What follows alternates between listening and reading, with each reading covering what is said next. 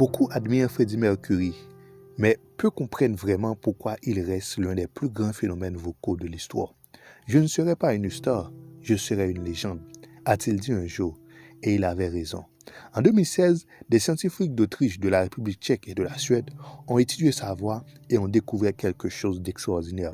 Les vibrations et ses cordes vocales dépassaient même celles des géants de lyrique comme Pavarotti. Ce n'était pas seulement du talent, c'était une merveille scientifique prouvée. Ses secrets. Bien que Freddie se considérait comme baryton, la plupart de ses chansons étaient de la gamme des ténors, ce qui lui donnait une flexibilité incroyable.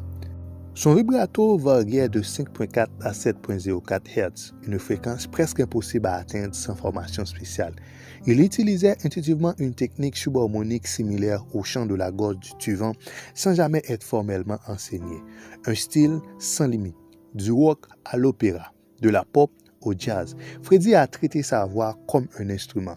À Barcelone, avec Montserrat Caballé, il a présenté une puissance d'opéra pure, tandis qu'en Bohemian Rhapsody, il a basculé entre plusieurs styles vocaux dans une seule chanson. Pourquoi il était une précision technique irremplaçable, une profondeur émotionnelle et une présence scénique inégalée. Freddie ne s'est jamais contenté de chanter. Il a raconté des histoires, créé des mondes et a laissé des sentiments dans le cœur des gens longtemps après l'arrêt de sa musique. Voici quelques faits amusants sur sa vie. Il avait 4 dents supplémentaires, ce qui lui avait donné une plus grande portée vocale. Il était timide hors scène, mais une force imparable sur scène.